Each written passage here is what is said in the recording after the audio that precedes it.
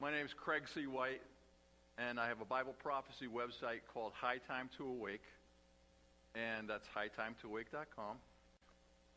I think I'm in the right place because since Bill Randles asked me to speak tonight, I've been searching for Bill Randles stuff. I've been watching a lot of his YouTubes and reading his blog and a lot of his articles that he writes and interviews that he does.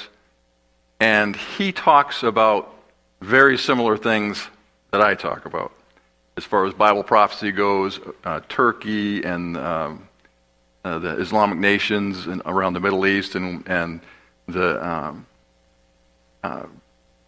melding together of Islam under a caliphate, that kind of stuff. So I think you guys are prepared for what I'm about to say. Because I think even if you are prepared, it might get a little uncomfortable, all right? I hope not to be too radical, but I think I have some good things to say. The nearer that Turkey gets to the Golan Heights, the nearer that Jesus will get to the Golan Heights. Yeah. Now, that's my observation.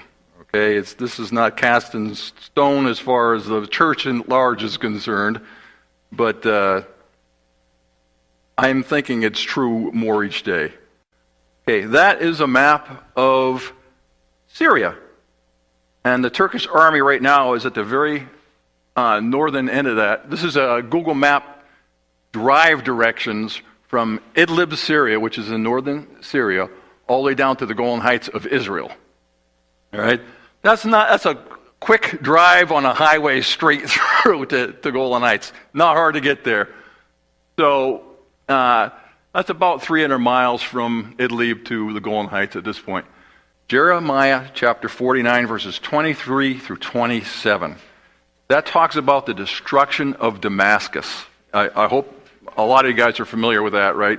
That's a popular theme amongst Christians. They know that Damascus will be destroyed. It's also in Isaiah chapter 17. And in this short little passage, it talks about the destruction of Damascus. It says, concerning Damascus, Hamath is confounded and Arpad. Where are Hamath and Arpad, and why should we care? Right? Hamah is still called Hamah today. It's the 5th largest city in Syria. You can see Hamah right here, right? The Turkish army is now in Syria. They're in Idlib. Can you see Idlib? Okay, that's a province. Hamah is a city and a governorate, they call it, or a province. Aleppo, you've heard all about Aleppo in the news. That's a province and a city. The Turkish army is in Idlib, and they just got there about 3 weeks ago, or maybe a month ago. Did you hear about the Sochi conference between Russia, Iran, and Turkey?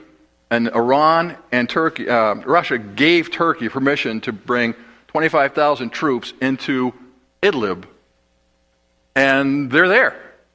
But not only are they there, they're above Aleppo, above Arpad, which is called Tell Rifaat today. It actually means Rose Hill, but Arpad, and the Turkish army is just above them in Azaz, which is in Syria, and Kilis, which is the Turkish city just above it. And the Turkish army has a lot of troops there. And you probably haven't seen this in the news, but even yesterday and the day before, the Turkish army is amassing the largest Turkish force in their history. Yeah, on the Turkish-Syrian border. And they're already in Turkey and Syria anyway. But in the news, you may have heard about Afrin. That's a region, and it's also a town. It's right around Tell Rifaat. It's a Kurdish area in northwestern Syria.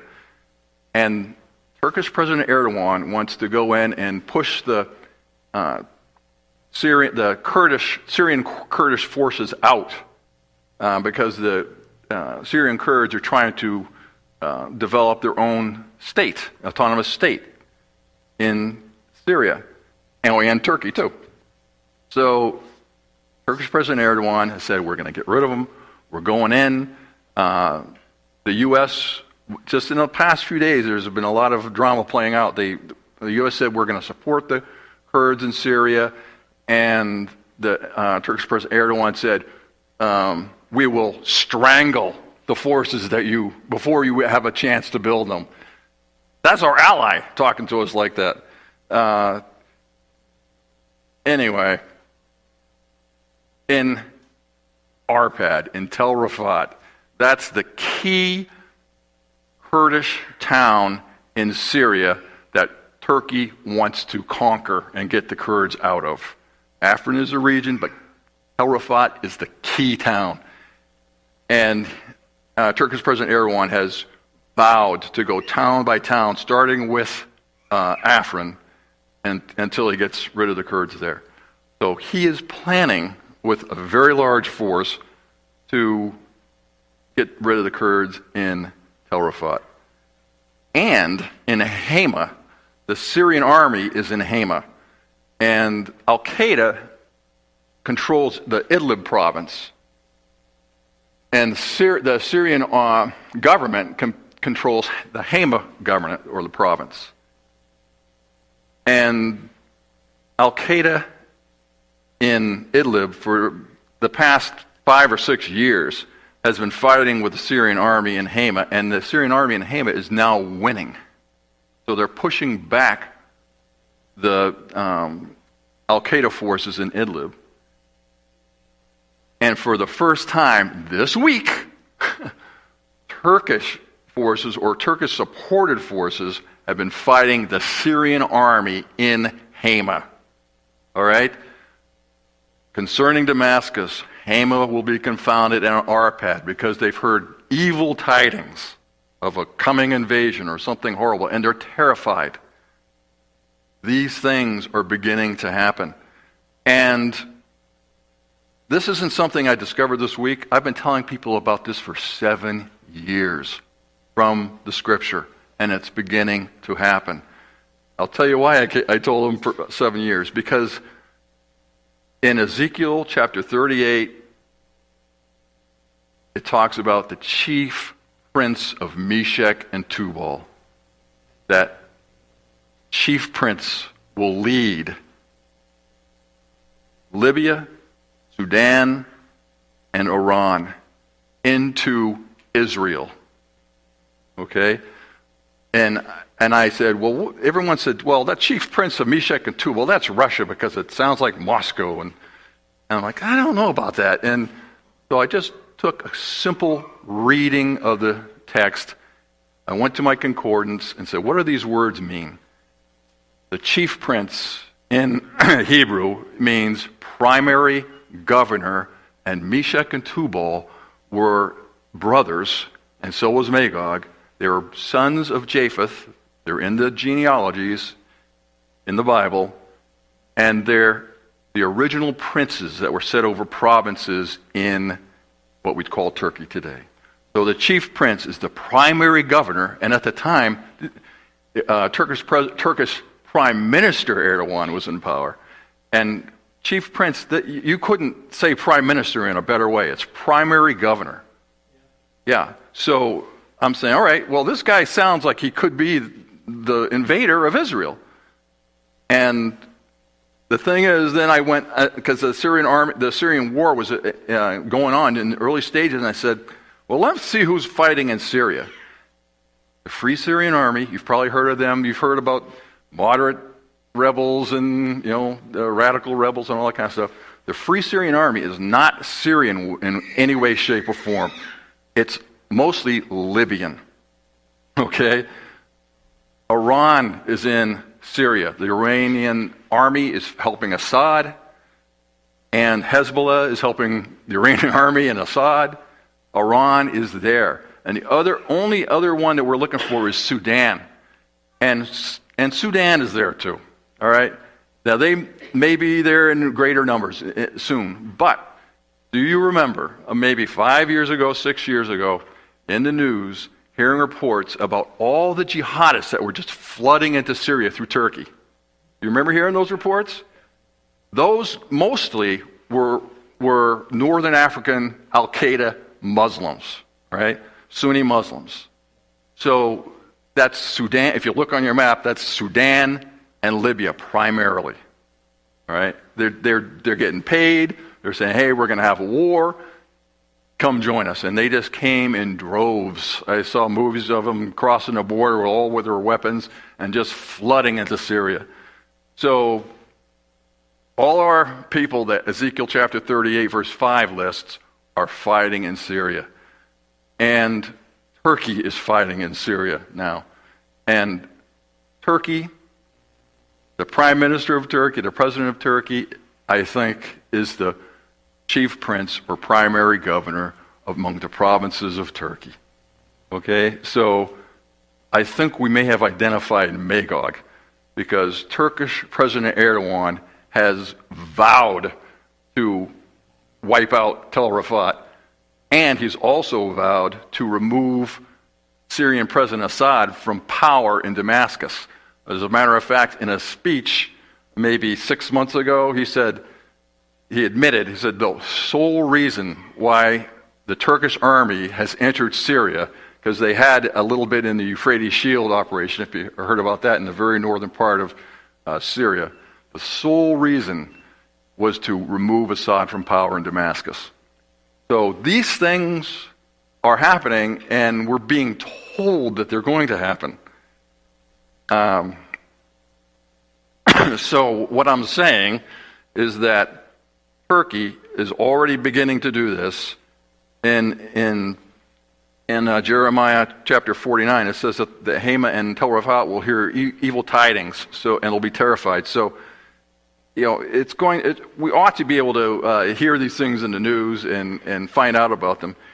Either, the Turkish army is coming at that point, and they're there now. I saw a movie last night, a video of the troops and the buses just carrying the troops in for an hour and a half, bringing them down to the Syrian border.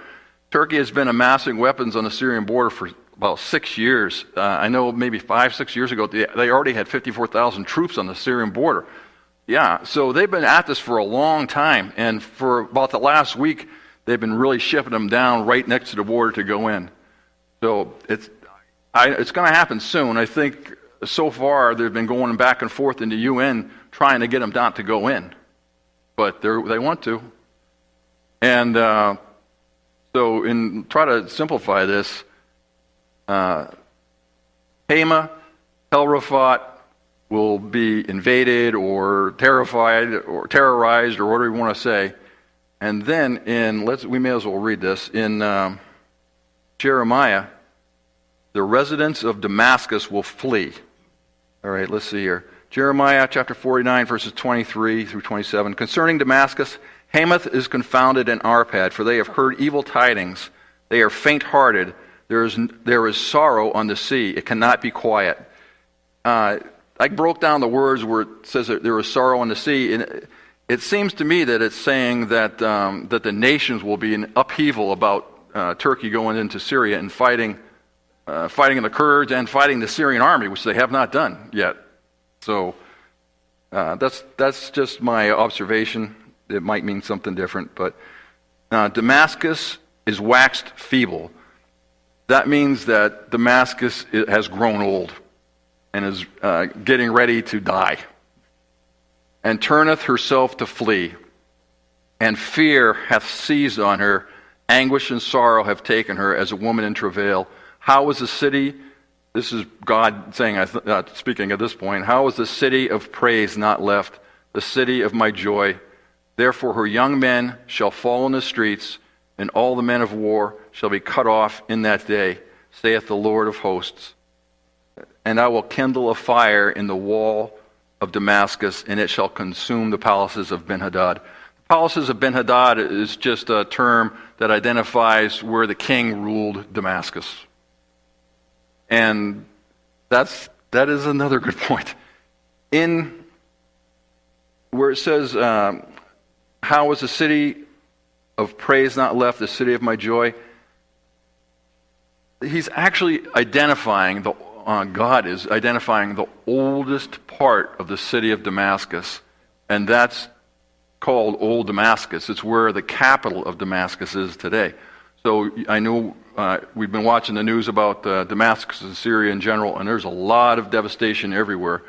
But Jeremiah is identifying that neighborhood where the oldest buildings are. You'll have to read my article to break down the words, but some of these words mean the city of renown, or the ancient buildings that I love, is what God's telling us there. So, and Damascus is it says it is the oldest continually inhabited city in the world, and one day, at least that center part of it, is going to be rubble. And then in Ezekiel chapter 38, it talks about all the forces that are fighting in Syria now coming into Israel. And that's Ezekiel chapter 38, Battle of Gog and Magog. You may have heard that term. I think is going to be in the northern part, in the Golan Heights and maybe into the Galilee of Israel. I should put that first map back up, see if there's any Bible scholars up here. Does that path ring any bells to any Bible historians? Probably. No, it's the Assyrian attack of northern Israel in 734 BC.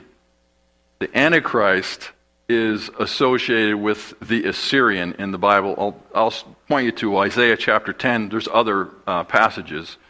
But in Isaiah chapter 10, God is talking to Israel, and he says, I will bring the Assyrian on the disobedient nation, or on Israel, and I'll use him as my arm, or as my tool to judge Israel, and which is not pleasant.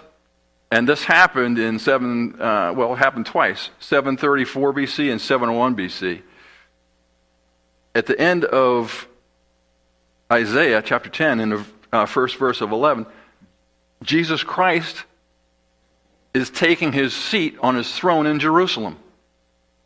Well, that certainly didn't happen in 734 BC or 701 BC, right? So this has end-time implications. And I've read articles and commentaries from people, good Bible scholars, for the last several hundred years, who point to the Assyrian being associated with the Antichrist. And they always struggle with it. They say, well, that means he's from Assyria. And I hate to say it, but most people don't even know where Assyria is, but most Bible teachers. Assyria is northern Iraq.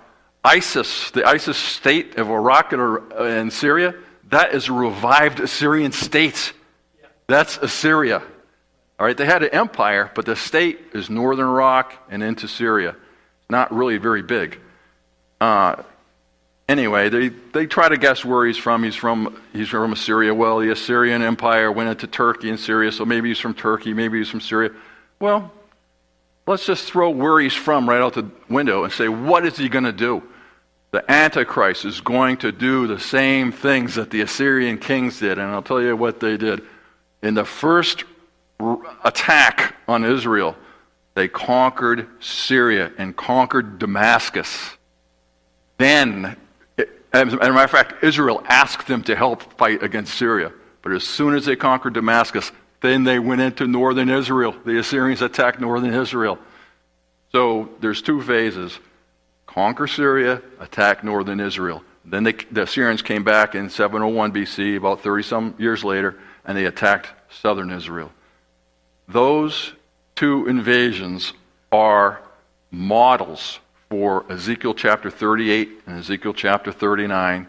They're models for a Turkish-led invasion into northern, first conquering Syria, and Turkish President Erdogan has vowed to do that. He wants to put Muslim Brotherhood leadership in Syria. And then coming into Israel. The Golan Heights are only 30 miles from Damascus. So you'll have Al-Qaeda from Libya, you'll have Al-Qaeda from Sudan, and maybe even Iraq. There's still some ISIS people in the area. You'll have Hezbollah from Iran. You'll have all sorts of Turkish troops. You'll have the Iranian army after Damascus, which it really isn't going to be a very difficult task to bomb Damascus until there's nothing left, because it's a pretty small area at this point that hasn't been wrecked. Anyway, you're going to have, I don't know how many people, 700,000 people, crazy people with guns. What do we do now? Let's just go home, call it a day, right? No, let's go into Israel. That's right. And you know, they've already been, well, you may have been, remember this from the news maybe 6 months ago. Everyone was talking, give the Golan Heights back to Syria. Remember hearing that in the news? That was a big push. And Turkish President Erdogan was the chief, pusher. He gathered all of the Islamic nations, which he's the head of in the Organization for Islamic Cooperation. He's the head now. So he got everyone together and said, we must take the Golan Heights for Islam. And they also got together when Trump said, hey, we're putting an embassy in Jerusalem. He said, all right, Iran and Sudan and Libya and everybody else, we're going to take Jerusalem back for Islam. Should I just say it? I think Turkish President Erdogan is the Antichrist. All right? Yeah. And that's not even the craziest part of this, all right? There's a very little known passage in Nahum. When's the last time you studied Nahum? No? Okay, been a while.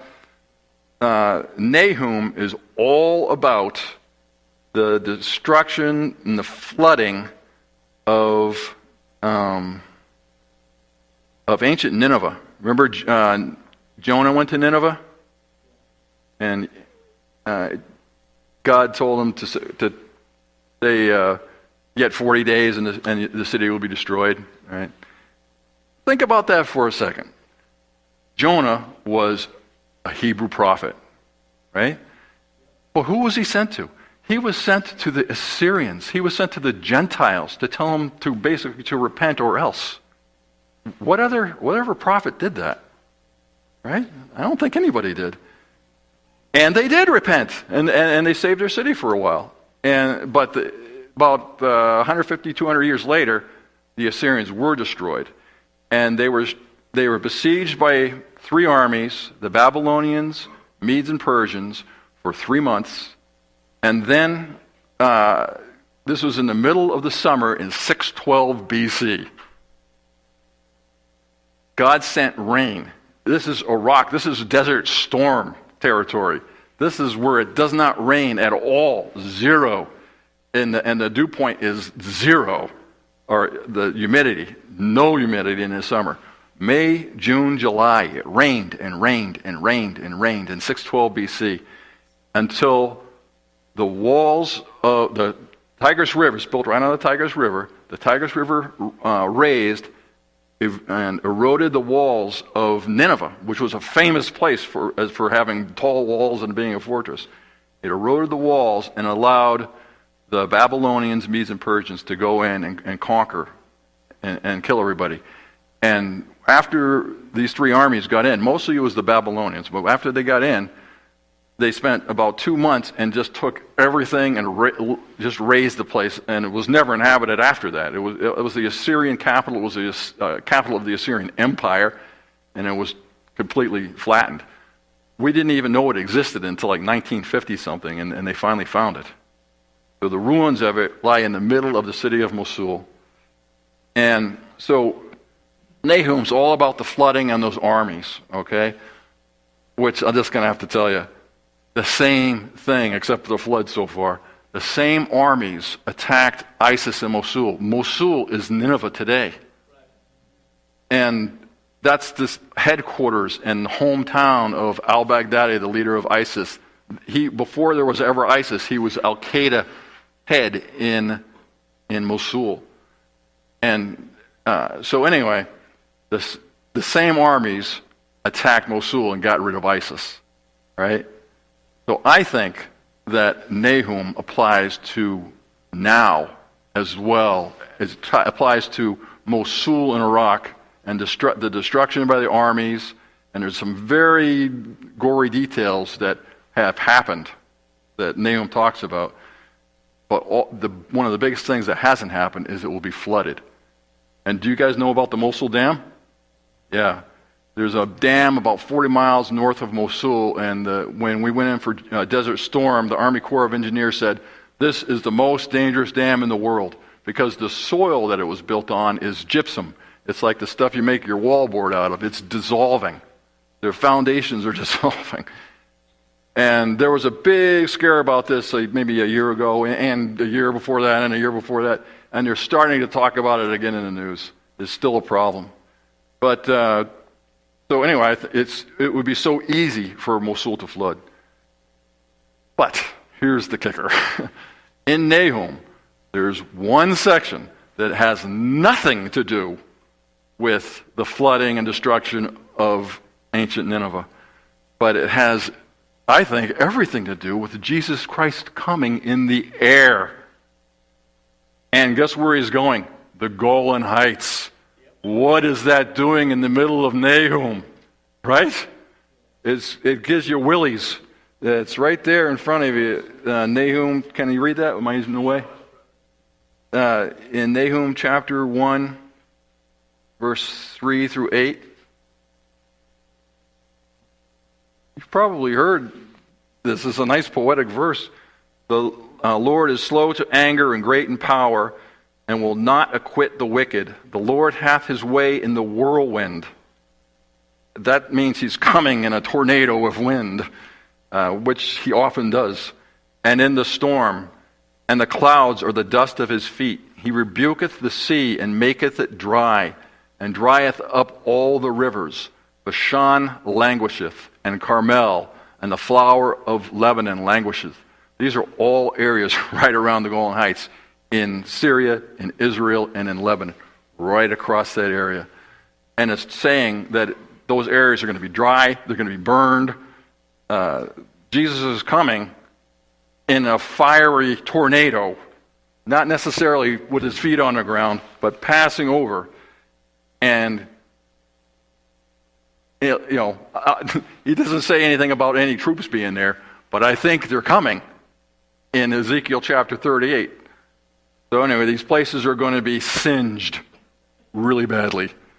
Who can stand before his indignation, and who can abide in the fierceness of his anger? His fury is poured out like fire, and the rocks are thrown down by him.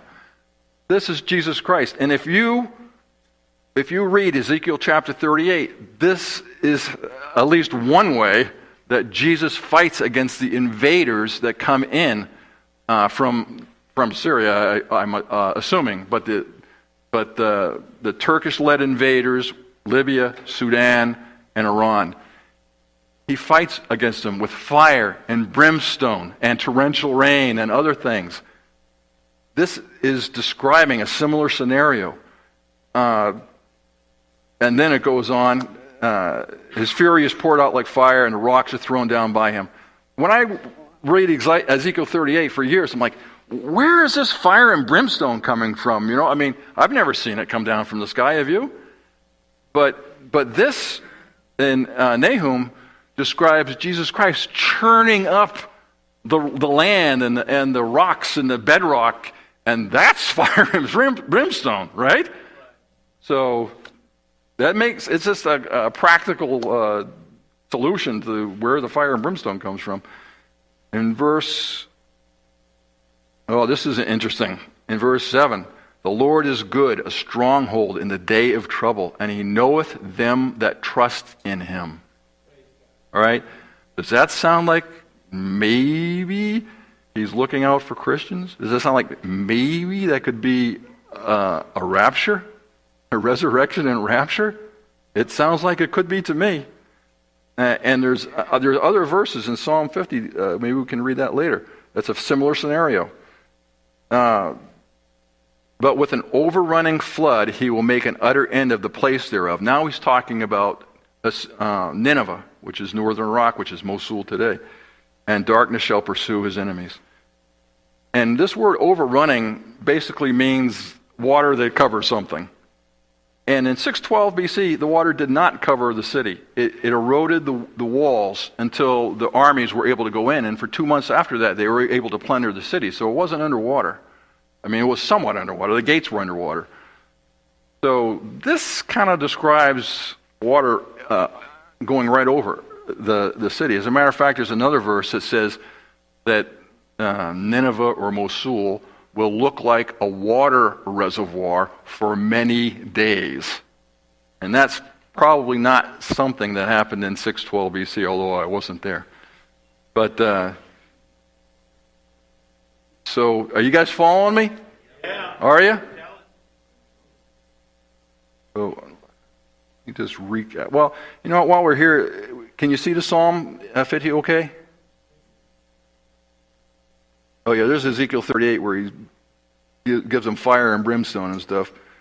And Psalm 50. Our God shall come and shall not keep silence. A fire shall devour before him. Does anyone ever think that this is how Jesus Christ will come? Yeah. He's not going to be particularly happy. Well, he might be happy to see you and me, but he's not going to be happy with Israel's enemies, I'll put it that way.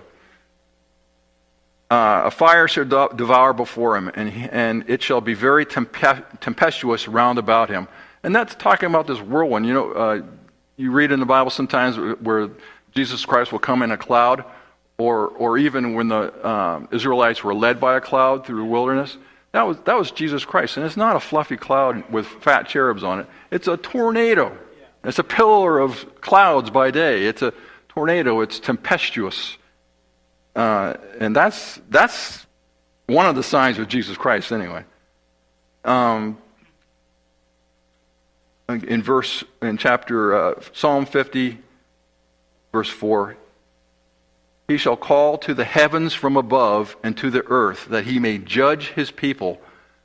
Gather my saints unto me, those that have made a covenant with me by sacrifice. I'm not going to tell you I know exactly what that means, but it sounds similar to the other verse, that before he judges Israel and everyone that he made, all the Gentile nations, that he would preserve the church or Christians or believers. And Bill and I were talking earlier about pre-trib, post-trib, all that kind of stuff, mid-trib. You know, when do you believe the rapture is going to happen? This is what I'm leaning towards. I don't want to be completely dogmatic about it because there are other good reasons to think otherwise. But this is a scenario that we all can really watch and see what will happen. And I'm just going to toot my horn a little bit again. Like 7 years ago, I was writing about this stuff and saying that, hey, these nations are already in Syria.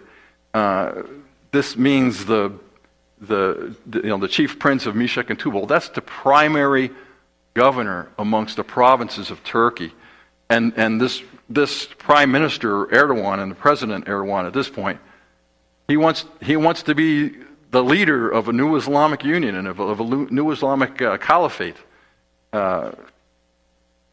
He wants to take over the Islamic world and any other part of the world he can get his hands on.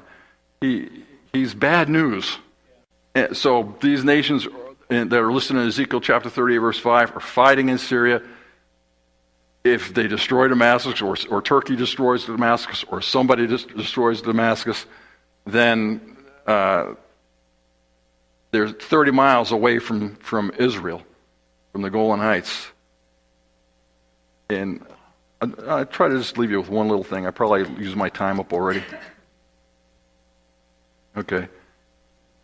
In Jeremiah chapter 49, verse 23 through 27, concerning Damascus, Hamath is confounded and Arpad, for they have heard evil tidings. They are faint-hearted. This is concerning Damascus. The destruction of Damascus begins in Hamah and Tell Rifaat. That's what it's called today. Arpad is called Tell Rifaat. It begins there, and it works its way southward. So the invader in Jeremiah isn't listed. You don't know who that is coming, but they're coming from that direction, and Turkey is where they're coming from. So that about sums it up. Let me throw you one little tidbit out here. A lot of people say, "Oh no, Russia's going to lead all the Islamic nations into Syria," and who knows? Maybe they will, but I don't think so. This week, all the Al Qaeda forces, except ISIS, but ISIS is already aligned with Turkey.